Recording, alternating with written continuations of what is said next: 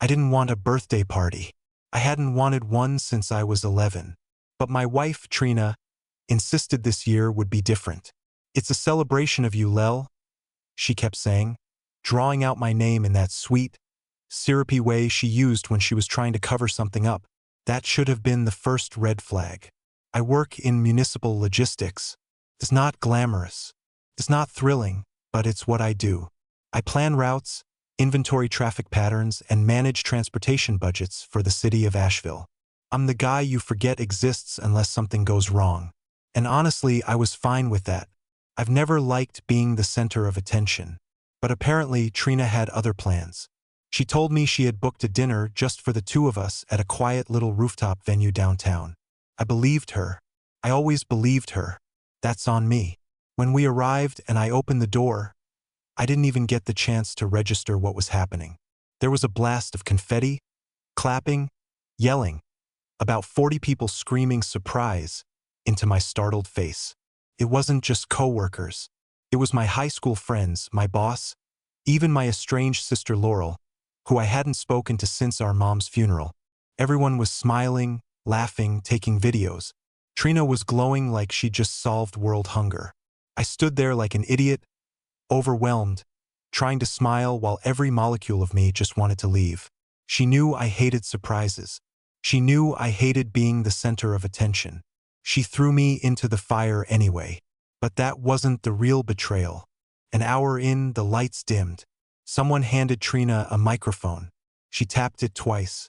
That classic, echoey testing sound rattled off the speakers.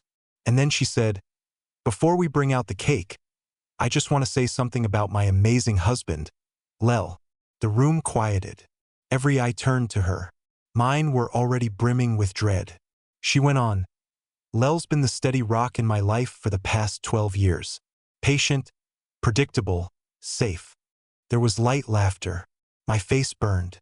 And while some people think safe is boring, I think it's perfect. People clapped. I felt like a child being praised for staying in the lines with crayons. Then she paused. She looked at me. Her smile faded just a little. But being safe isn't always enough. The room fell dead silent. Sometimes you want to feel alive again. And I wanted that. And I found that. I found it with someone who reminded me I was still young. Still wanted. My heart stopped. There was no punchline, no laughter, no reveal that it was part of some cringy, misguided joke. Just her standing in the center of the room, still holding that mic. Her words echoing through the speaker system like a funeral bell. People began to look at each other. Some laughed nervously. Some shifted uncomfortably. I wanted to scream, to cry, to disappear. But I just stood up. I didn't say a single word.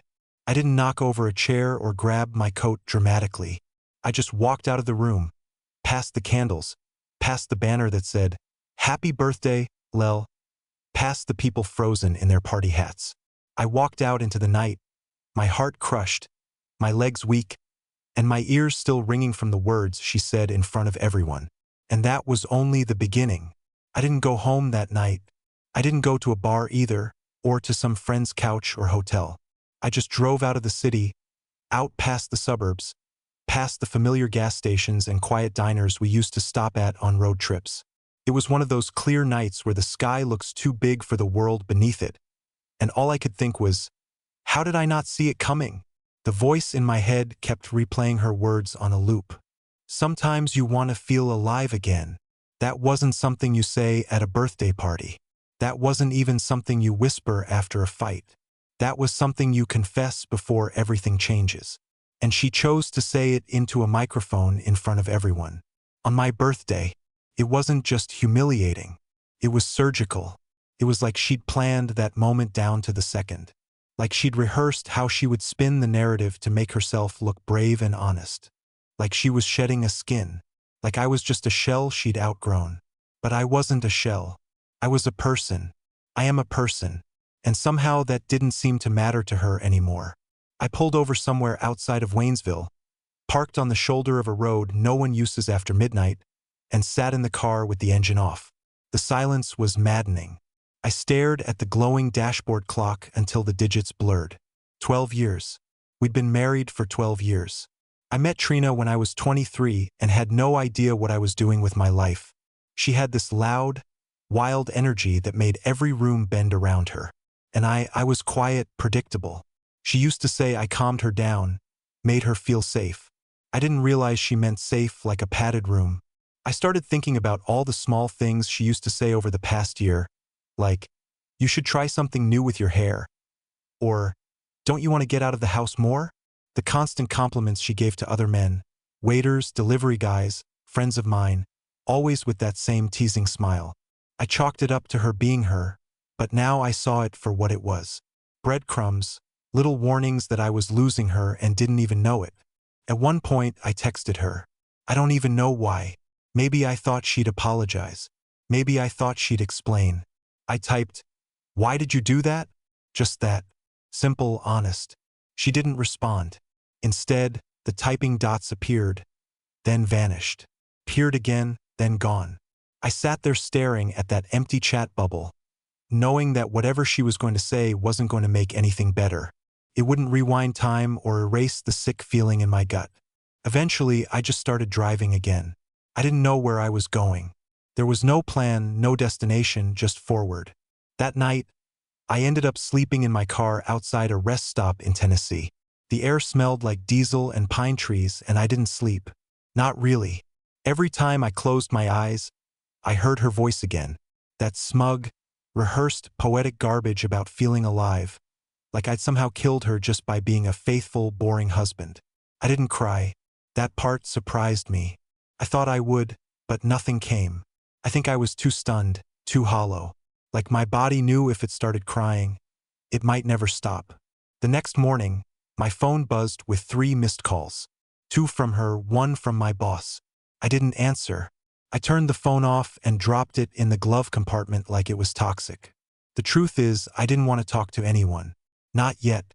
Not until I figured out what this all meant, what she really meant, and what I was going to do next. But in the back of my mind, something had already started forming. Not revenge, not rage, but a quiet, pitiful kind of clarity. The realization that I didn't know who my wife was anymore. And worse, I wasn't even sure if I ever did. 2 days passed before I went home. When I finally pulled into our driveway, I sat there for a long time, engine running, watching the front door like it might open on its own. It was around 6:30 p.m., and the lights inside were on. Warm, golden, fake. Like nothing had happened. Like this wasn't the scene of something broken. But I knew better. That house felt foreign to me now, like I was visiting a life I didn't belong to anymore. Eventually, I killed the engine, got out, and unlocked the door. The silence hit me harder than any confrontation could have. No footsteps, no voice calling out from the kitchen, just the faint buzz of the refrigerator and the weight of everything she hadn't said. I walked in slow, like I was expecting to set off an alarm. Everything was neat, our coats still hanging on the rack. My coffee mug rinsed and placed upside down on the dish rack like I was just gone for work. But there were subtle changes, too. A pair of wine glasses on the counter. Both used, one with her lipstick, one without. A shirt I'd never seen before hanging on the back of the dining chair. Clearly too big to be hers. There was a faint scent in the air. Not cologne exactly, but the kind of smell that doesn't belong. Something male, new, disrespectfully present. I froze in place, staring at the glasses like they were evidence. Maybe they were. And that shirt, I touched it with the tip of my finger like it might bite me. That's when it hit me. This wasn't just betrayal. This was invasion. Whoever he was, he'd been in my home, sat in my seat, drank from my glass. He'd been part of her life long before that microphone. The stairs creaked above me. I tensed. It was her. Trina appeared at the top of the staircase in a robe, hair damp like she'd just showered. No makeup, face pale and unreadable. Her eyes locked onto mine for a beat too long. "You're back," she said. "Not, I'm sorry. Not, let's talk. Just, you're back." I nodded, too tired to say anything that wouldn't come out like a sob or a scream. I walked past her and headed straight for the bedroom. She followed, slow and silent, like she was trying to gauge my mood. When I opened our closet, half my clothes were gone. My suits, my coats, all still there. But my casual stuff, most of it vanished. I turned to look at her. She didn't flinch. "I thought maybe you needed space," she said. Crossing her arms like this was a civilized debate. "After what happened? After what I said?" I repeated, the words scraping my throat. She stayed quiet. "That was your big speech?" I asked. "At a surprise party you planned? Telling a room full of my friends that I'm not enough?" She looked down at the floor. "I was trying to be honest," she muttered. "No, you were trying to justify something." I wasn't yelling. I didn't have the energy, but every word landed like a punch. I saw it in the way her jaw tightened, the way her arms wrapped tighter around her torso. Maybe she wasn't used to me standing up for myself. Maybe she liked it better when I just took the hits and kept moving. I sat on the edge of the bed. That's when I saw it. A phone, not hers, a second one tucked half under a pillow. Smaller, different case, locked screen, but the wallpaper was unmistakably him. A selfie of a man in a baseball cap, shirtless, grinning. I picked it up and held it in front of her. "Whose phone is this?" Trina froze. She didn't answer. She didn't have to. Did he leave it here, or did he just never leave? "Lel." "No, you don't get to say my name right now." She reached for the phone, but I stood up and walked past her. I didn't throw it. I didn't threaten her.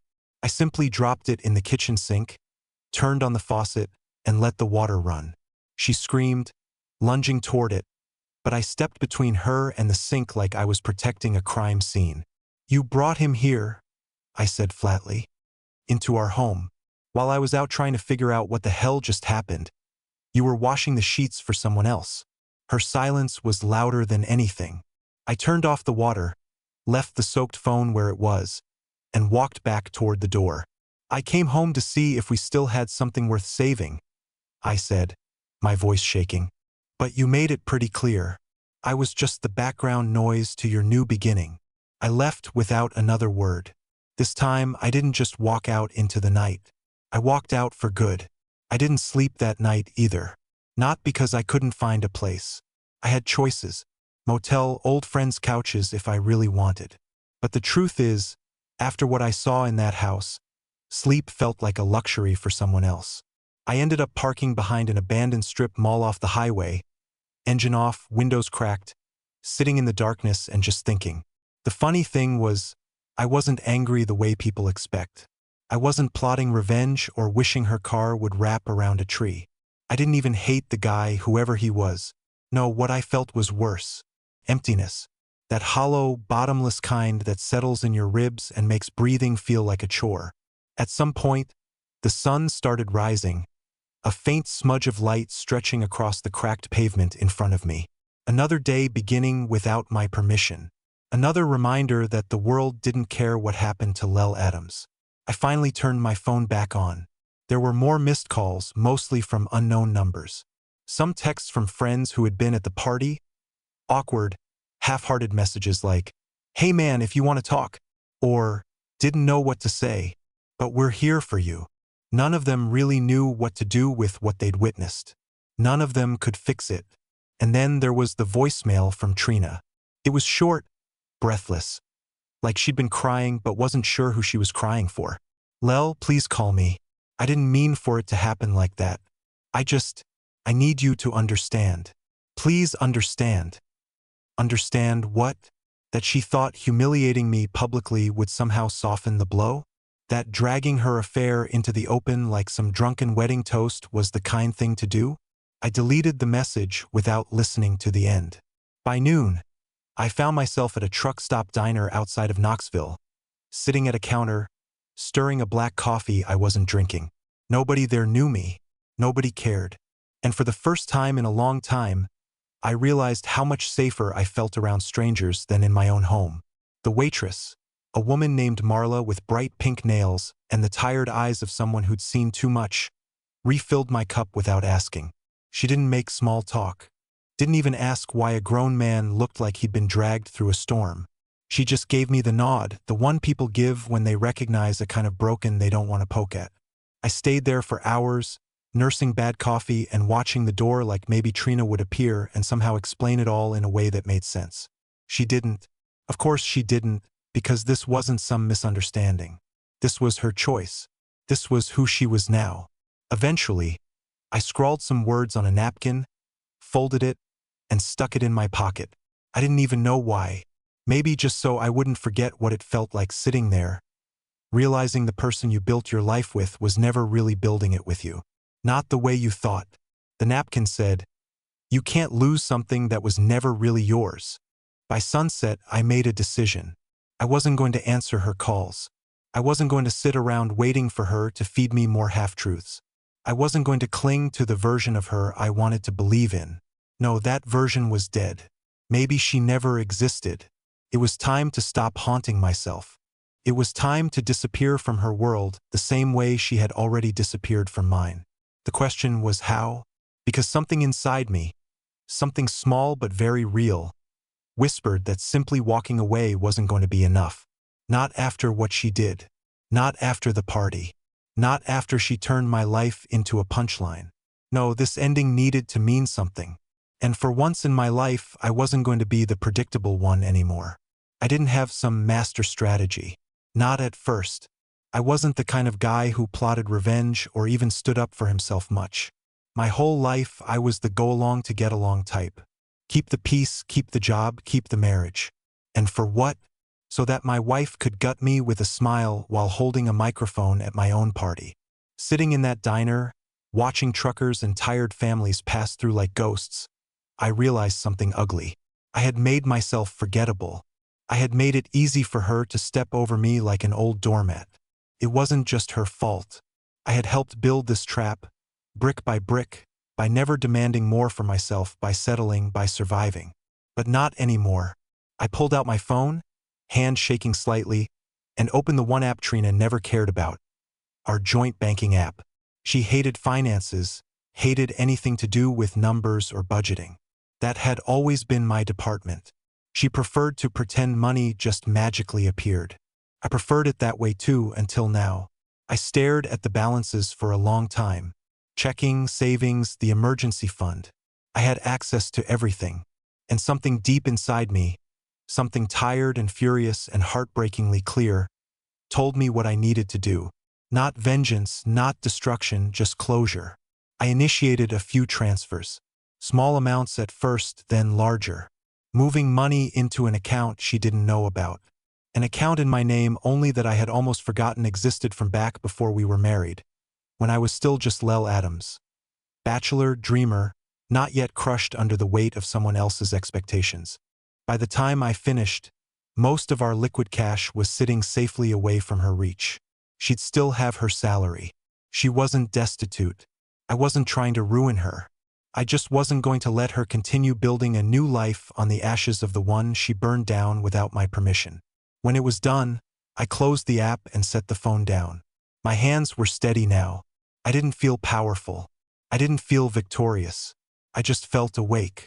Like for the first time in years, my heart was beating in my own chest, not beating in rhythm with someone else's moods. Outside, the sun was dipping low, the sky bleeding purple and gold. I paid for my coffee, left a big tip for Marla, and walked out into the cooling air. I had one more stop to make, one last thread to cut. There was a storage unit about 20 miles east of town. One Trina didn't know about. I had rented it years ago when we first moved in together because she had insisted on minimalism, a fancy word for throwing away half my life. Instead of arguing, I packed away the things that mattered to me. Old guitars, journals, my dad's army jacket, a few photo albums that didn't fit her curated aesthetic. Now, that storage unit would become my lifeboat. I drove there in silence, watching the city peel away behind me like old wallpaper. It was a surreal feeling, like moving through the remnants of a dream you've just woken up from, a dream that had turned into a nightmare while you weren't looking. At the unit, I unlocked the heavy metal door and pulled it open. The smell of dust and cardboard rushed out. I stepped inside and, for the first time in days, felt something like peace. Everything I needed was here. Everything that mattered. I spent hours sorting through the boxes, repacking what was essential. Clothes, important papers, a few keepsakes. It wasn't much, but it was enough. By the time I finished, it was full dark. I sat on the concrete floor, back against the cool wall, and stared at the little pile of my life. Tomorrow I would leave Asheville. Tomorrow I would become a ghost in her story. But tonight, I allowed myself one last indulgence, picturing her coming home, finding the empty bank accounts, the hollow house, the unanswered texts, and realizing, really realizing, that I was gone. Not with fireworks, not with screaming or accusations, just gone. And for once, it would be her left holding the silence. I left at sunrise. No dramatic farewell, no notes pinned to the door, no last-minute glances at the house where I wasted a dozen years pretending everything was fine. Just me, my car, a few boxes from the storage unit, and a gas station breakfast sandwich that tasted like cardboard and freedom. The highway was empty at that hour, just ribbons of asphalt stretching out forever under a pale pink sky. I didn't have a real destination. I just knew I needed to get far enough away that when she realized I was gone, she wouldn't even know where to start looking. The plan was simple. Drive west, keep moving, don't look back. I crossed into Arkansas by mid-afternoon, stopped at a rest area, and changed my license plate with a spare I'd kept from an old truck I'd sold years ago. It wasn't illegal, technically, the registration was still valid, but it would buy me time before Trina or anyone she sent after me tried anything stupid. I turned off location tracking on my phone, deleted every social media account, set my bank alerts to manual so nothing would pop up automatically. I was careful, methodical, things I hadn't been in years, lulled into a life where everything seemed secure because she told me it was. Around dusk, I checked into a no-name motel on the outskirts of a town too small to have chain restaurants. The lobby smelled like mildew and bad coffee. The clerk barely looked up when I paid in cash. Perfect. The room was small, a bed with a sagging mattress, a TV older than some of my coworkers, but it was mine. For the first time in what felt like forever, the space around me was mine. No stage throw pillows, no candles that gave me headaches, no framed live, laugh, love, prints shouting lies from the walls. Just silence. Real silence. I sat on the bed staring at the ceiling fan creaking above me and tried to imagine what Trina was doing right now. Was she frantic, crying, furious, laughing it off with him? Maybe it didn't really matter. I wasn't part of that world anymore. She made her choice. Now I was making mine. Still, I couldn't help picturing her finding the hollowed-out bank accounts, the empty house, the reality that the man she thought would always stay no matter what had finally decided he was done being her safety net. I wasn't trying to punish her. I was simply removing myself from the equation. The motel room was freezing, but I didn't mind. I pulled the thin blanket over me, fully dressed, wallet tucked into my pocket, keys gripped tight in my hand like a lifeline. Sleep came in short, jagged bursts. Each time I woke, I expected to feel fear, regret, doubt. But there was nothing, just the quiet satisfaction of someone who had finally stopped waiting for a different ending. At some point, probably close to dawn, my phone buzzed once. I almost didn't check it, but something in me, curiosity, stupidity, who knows, made me fish it out of my jacket pocket. I lit up the screen and saw a text from a number I didn't recognize. You think you're smart. You'll regret this. You're nothing without her. No signature, no context. But I knew it wasn't from Trina. It was from him. The man who had taken my wife and now thought he could take my dignity, too. I stared at the message until the words blurred. Regret? No. I felt 1,000 things, but regret wasn't one of them. Not anymore. If anything, I felt something closer to pity. Pity for him. Pity for her. Because while they were busy playing games, trying to build a house out of lies and betrayals, I was already gone, already free, already moving towards something better, even if I didn't know what it was yet. And for the first time in what felt like forever, I smiled. A small, tired, battered smile, but a real one. Because no matter what they said, no matter how they spun the story when I wasn't there to defend myself, I knew the truth. They lost me. I didn't lose them. I stayed off the grid for weeks. Small towns, cheap motels, working odd jobs for cash under different names. It was easier than I thought it would be. People don't ask too many questions when you pay in bills and keep your head down. I wasn't running from the law or some great scandal. I was just running from a life that had stopped being mine long ago. I thought about Trina less and less each day. Her voice, once a constant echo in my mind, grew quieter. Her face blurred around the edges like an old photo left too long in the sun. I didn't hate her. I didn't even miss her. What I missed was the idea of her. The version I had built in my head. Not the woman who had stood on a stage and shredded me without a second thought. Some nights, when sleep wouldn't come, I imagined the aftermath. How long it took her to realize I wasn't coming back. How she tried to explain it to friends, to family. Did she cry? Did she rage? Did she try to paint herself as the victim, abandoned by the boring husband she had outgrown? Probably. People like Trina were experts at rewriting history to suit the moment. But none of that mattered now. I was living a new life. A small one. A quiet one. But it was mine. Then one night, as I was leaving a diner in some nameless town in Oklahoma, it happened. I spotted her. Not Trina, her sister Janice.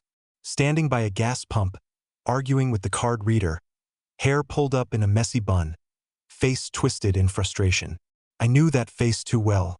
Janice had been part of our lives for years. Louder, messier, crueler, even. I ducked back into the shadow of the building instinctively. What the hell was she doing here? It wasn't a coincidence. Couldn't be. She lived 2 states away, had no reason to be anywhere near here. My stomach tightened. My mind raced. Had Trina sent her? Was this some desperate ploy to pull me back? To guilt me into coming home? I watched as Janice finally got the pump working, filled her tank, and leaned against the car, scrolling through her phone. A second later, she held it up to her ear and started talking animatedly. I couldn't hear her, but I didn't have to. I knew she wasn't chatting with a friend about vacation plans. I slipped into my car and pulled out slowly, keeping to the side roads, making sure she didn't spot me. My heart hammered so loudly I could hear it over the engine. If they had found me once, they could find me again. I needed to move fast. I drove all night, cutting across empty county roads, changing direction twice, ditching my motel reservation. By morning, I was 200 miles west in a town so small it barely made the map. I checked into a crumbling motor lodge run by a man who didn't even ask for ID. Paid in cash, covered my car with a tarp, wiped my prints from everything I touched at the diner down the road.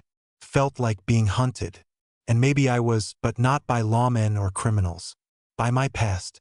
By the life that refused to let me go cleanly. Lying on the hard bed that night, staring at the cracked ceiling, I thought about what Janice's appearance really meant. Trina wasn't just hurting. She was desperate. Desperate enough to send her bulldog of a sister across state lines to track down the husband she'd thrown away like a spare sock. Part of me felt almost flattered. Part of me felt a deep, bone-deep sadness because no matter what she told herself, no matter how many people she sent after me, the truth stayed the same. She didn't lose me when I walked out of that party. She lost me the moment she picked up that microphone. I didn't run forever. I didn't have to. After that night when I saw Janice, I realized something important. I wasn't the criminal here. I wasn't the one who had broken vows, humiliated someone who loved them, treated trust like a disposable thing. I didn't need to hide like I had done something wrong. I wasn't guilty. I was free. That realization hit me quietly, but with the weight of something permanent. I packed my things from that crumbling motel, left town at first light, and this time I wasn't running. I was moving forward. I ended up settling in a small town in New Mexico, a place with dusty streets, kind people, and sunsets that painted the sky every night like something out of a dream. Nobody knew me there. Nobody cared where I came from. They cared about who I was right now. And slowly, painfully at first, I began to build something new. I got a job at a local hardware store, started volunteering at the town library on weekends, fixing up broken shelves and hauling in new books. People smiled at me without expectations. They didn't ask about my past. They just accepted me. For a long time, I lived simply. No social media, no long explanations, no complicated stories. And then one morning, while helping set up for the town's fall festival. I met her, Samantha. She was nothing like Trina. No flashing smiles hiding daggers. No performances for a crowd. Just someone real. She worked as a teacher at the local school. Loved terrible puns. Kept losing her sunglasses even when they were on her head. And laughed with her whole body. It wasn't love at first sight. It was trust at first sight. We started slow. Coffee dates, walks through the dusty fields, laughing over bad diner food. There were no grand declarations, no dramatic speeches. Just two people who had learned the hard way how precious honesty is. One night, months after we met, sitting under a blanket of stars so bright it made the whole world feel new again, she looked over at me and said, "You know, you're the calmest person I've ever met." I laughed quietly. Safe, predictable, steady. I used to hate those words, but now with her, they didn't feel like insults.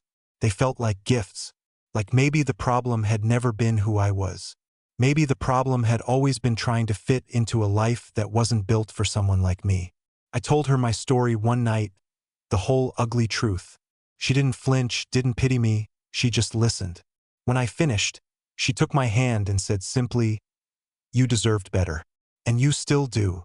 I realized then that healing doesn't always come from some dramatic moment. Sometimes it's just small choices. Every day, choosing yourself instead of the version of you someone else tried to shrink. As the months turned into a year, my old life faded like a bad dream. I never heard from Trina again. Maybe she finally realized that some things, once broken, can't be glued back together with apologies or tears. Or maybe she kept searching, thinking she could find the old Lel somewhere, still waiting. But I wasn't waiting. I was living fully, quietly, stubbornly living. And for the first time since she picked up that microphone and ended our old life in front of everyone, I can honestly say I was grateful she did, because it led me here to a life I never knew I could have. A life that was mine.